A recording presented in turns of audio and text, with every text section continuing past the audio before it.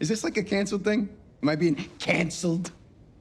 Welcome back to Screen Crush, I'm Ryan Airy, and this is a full breakdown of The Boys Episode 5 with all of the Easter eggs, references, and little things that you might have missed in the last time to look at this world of lies. We open with the Russian logs of their Soldier Boy experimentations. Now, like we pointed out last week, these experiments are meant to parallel with what Hydra did to Bucky in the MCU. In Captain America Civil War, we even see similar experiments being conducted on other super soldiers, who also rebelled against their communist overlords and were put into stasis just like Soldier Boy. They can take a whole country down in one night. You'd never see them coming.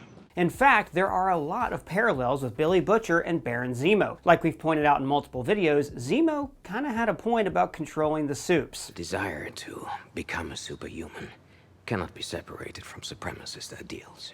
And it seems like the Russian government agrees. They weren't trying to make their own Compound V, they were trying to make a weapon to kill supes and level the international playing field. In their Russian hideout, we see a Russian movie poster depicting Homelander as a monster, mowing down people with his heat vision. Now, I know this is just movie propaganda, but as we saw last season, it's not far from the truth. Homelander fantasizes about being able to cut loose just like this. So just for a moment, when Butcher looks at Hughie, he sees his brother Lenny's face. Now this is because Butcher always protected Lenny from his abusive dad, and Hughie reminds him of his soft-handed little bro. This is one of the reasons why he's keen for Hughie to take Compound V, because it means that he'll be protected from harm. Or maybe this is Butcher's guilty conscience, reminding him that he shouldn't be letting Hughie do this to himself. You don't want any part of this stuff, Hughie. Now back at Vought Tower, the board meeting has moved to the meeting room of the Seven, so Homelander can emphasize that he is now leading both the Seven and Vought. He says, "The mountain to Muhammad, as it were." So this is a Western expression that is meant to say that even the great mountains of the earth must travel to pay tribute to the gods. This is in line with how Homelander spoke about himself like he was Jesus a few episodes ago. I know exactly how he must have felt. Jesus. But this expression also has origins in Western culture that expose an underlying racism. It was originally taken from an essay by Francis Bacon, where he says that Muhammad commanded the hill to come to him, and the hill stood still, so instead Muhammad walked to the hill. The meaning behind this is basically, oh, those dumb Arabs. So Western people use this expression a lot without knowing its true context. I've talked a bit in every video about how Homelander is following the dictator's playbook. He says outrageous things that people love him for. He's become paranoid of everyone. It's not paranoia if they're really out to get you, though. He fired the crime analytics team to replace them with loyal, unqualified people. He had some tweets over the years he said were critical of Homelander. Said he only wants team players.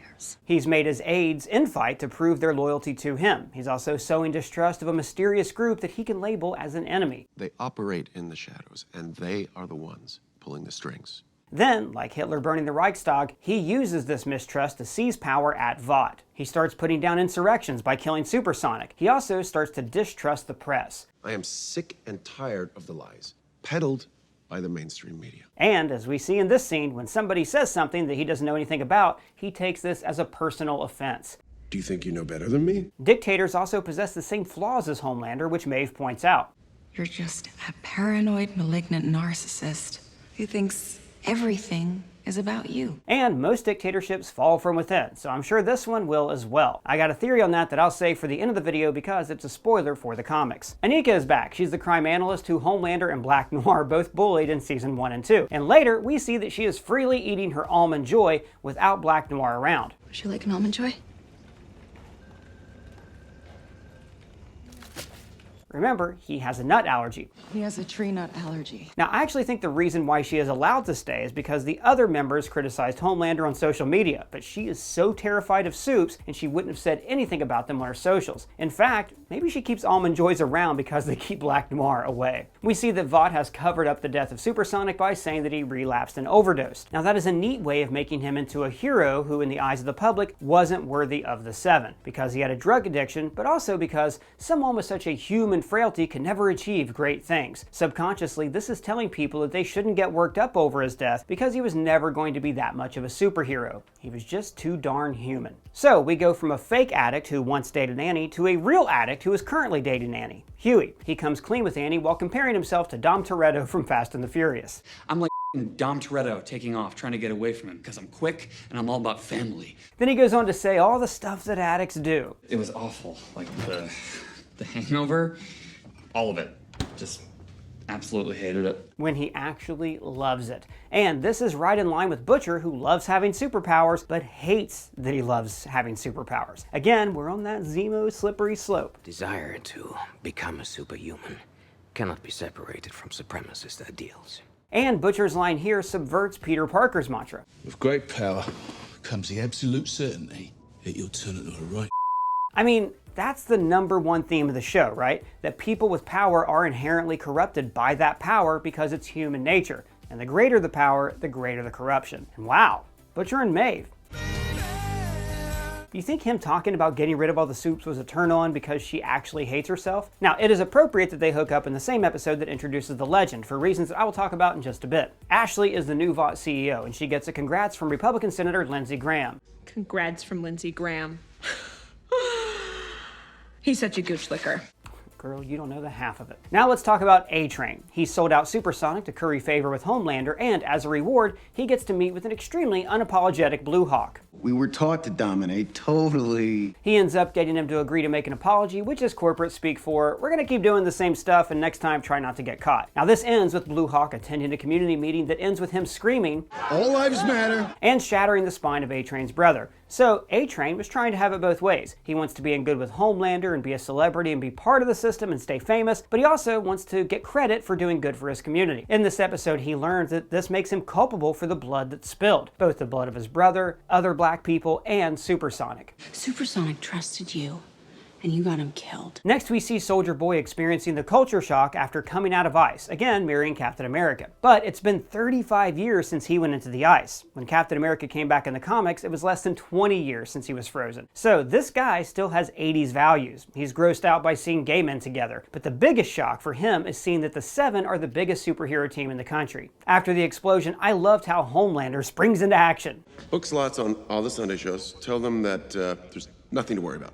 Not a thing. So over to MM, where the guy who's raising his daughter is one of the masses of people who still look up to Homelander. He spouts a lot of untrue propaganda that might sound familiar to you. Standing up to the crooks, the corporations, and the legacy media. And he ends by saying he'll send MM info on Facebook, which is this website that's actually a desolate hellhole filled with the political opinions of relatives that you've never even spoken to. He says that Homelander's language is salty, but he agrees with what he says on principle. I'm not just like the rest of you.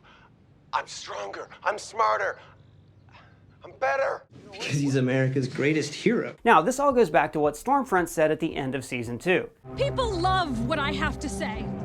They believe in it. They just don't like the word Nazi.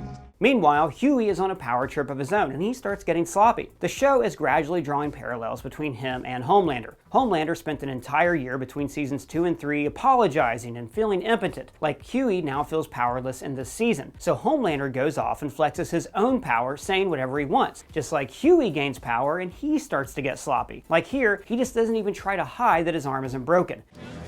Yeah, yes, it turns out it's a bad sprain, so I'm okay. I'll see you later. Okay. Just like Homelander doesn't even try to hide who he is. Is there something you want to get off your chest, Maureen? Sorry, sir? Do you think you know better than me? Both men are reveling in their new power at the cost of ostracizing the people around them. And then, we meet Paul Reiser as the Legend. Now, in the comics, this character was a bit different. The comics are more of a parody of superhero comics taking over the medium, but the Boys TV series is more about how the supes are taking over our modern-day pop culture. So in the comics, the Legend was a comic book writer and editor from back in the day who was a parody of Stan Lee. Now here, he's a sleazy Hollywood producer type. Now just like in the comics, he is an informant for the boys, but in the books, he was the one who was working with Maeve, and they were sleeping together on the side. But they've retained that link to Stan Lee because Paul Reiser even wears Lee's signature glasses. So in the photos around his home, we see various celebrities like John Huston, Burt Reynolds, Carrie Fisher, Steve McQueen, and Dennis Hopper. There's a couple of photos of him next to a white guy in a Native American headdress, who is probably the hero he mentions here. Big Chief Apache. Who sounds like a parody of the Super Friends character Apache Chief.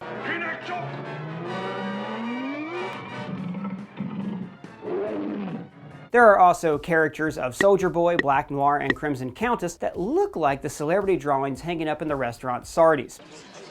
Expensive. A frog.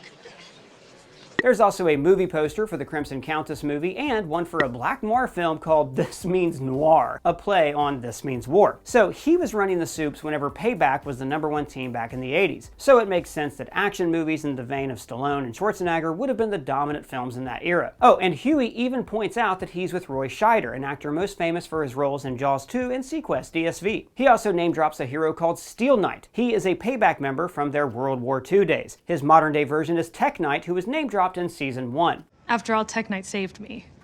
I just wish he'd been a little more gentle with my spine. He also name drops Falcon Crest, a pretty awful 80s primetime show that wanted to be Dallas, but never could be. He also brings up the 80s darling Phoebe Cates and the weird age discrepancy between Catherine Zeta-Jones and Sean Connery in Entrapment.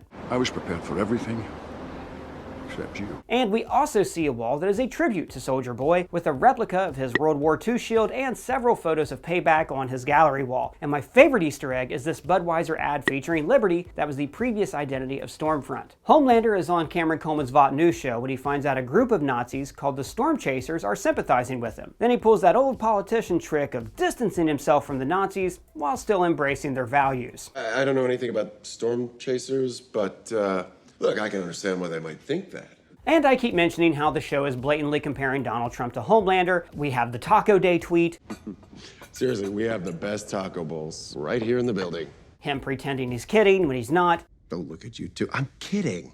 I'm kidding. And now, in the face of a crisis, he tells people to go out despite the dangers of a supervillain on the streets. Similar to how some people say that Trump wanted to reopen as many businesses as possible at the height of the pandemic. Get out there, go to your restaurants, and go to your movie theaters and live your lives. Have fun. Black Noir gets rid of Maeve, and Starlight says this to Ashley. Yesterday it was supersonic. Today it's Maeve. Tomorrow, maybe it's me or you. Which is a play on Paston Martin Niemöller's work, First They Came. This explains how the Nazis eliminated their enemies one by one while people stood by. And, like I said, Homelander is running the dictator playbook at Vought. Then we get the show-stopping number of the episode when Kimiko realizes that her powers are gone and she is free to love Frenchie. They're watching the 1943 Judy Garland romantic comedy Girl Crazy. Now the song resonates with her so much that she imagines herself being able to speak and then sing and then dance. Yeah, that was weird. Is that like her new power now? No, it's just a way to show what's happening inside of her head.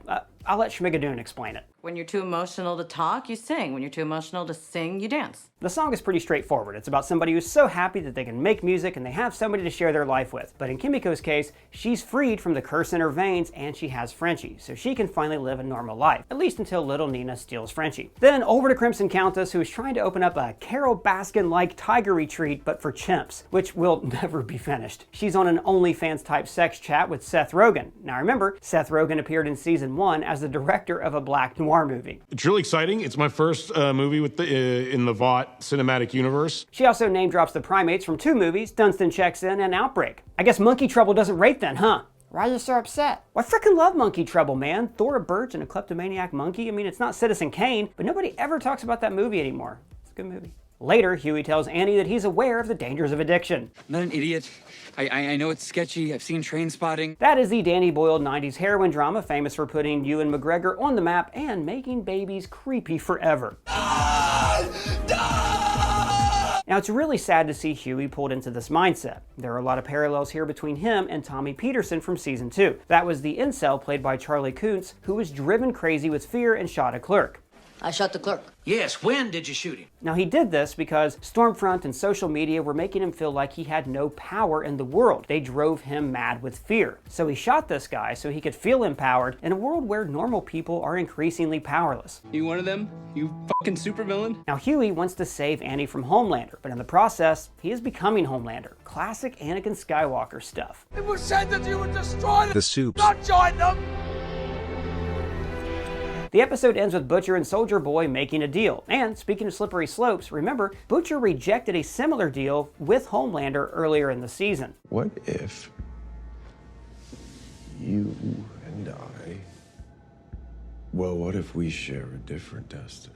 So, here's my prediction for the end of the show, and remember, there is a spoiler here for the comics. Not going to hold it against you if you don't watch. It is pretty clear that there's no way Homelander can go back to being the way he was. The genie is out of the bottle, and he's relishing in this new power far too much. Even if Stan Edgar rejoined the board, he wouldn't be able to rein him in. So either Homelander conquers the world, destroys Vought, or he gets killed. And now we have a weapon that can kill Homelander. So I think Homelander's going to die this season. That's a shame. Anthony Starr is a great actor. Oh, he's not leaving the show. But if Homelander dies... No, this is where the comics come into it. In the comics, Homelander has an exact twin with his same powers. This twin was created as a contingency in case Homelander ever went off the rails, to put him down if they needed to. And he hid in plain sight for years. And that twin is Black Noir. But we already saw his face. He's not Homelander. Yes, but I think that guy in the flashback died, and Homelander's twin became the new Black Noir. It was all to throw people off the scent. This way, if Homelander's killed, the actor still gets to be in the show. It also would allow Anthony Starr to play a whole new character as he takes over as the new Homelander. And then Vought can just say that Homelander went evil because he was a shape-shifting supervillain or something like that. This would also explain why Stan Edgar is never afraid of Homelander. The world will recognize you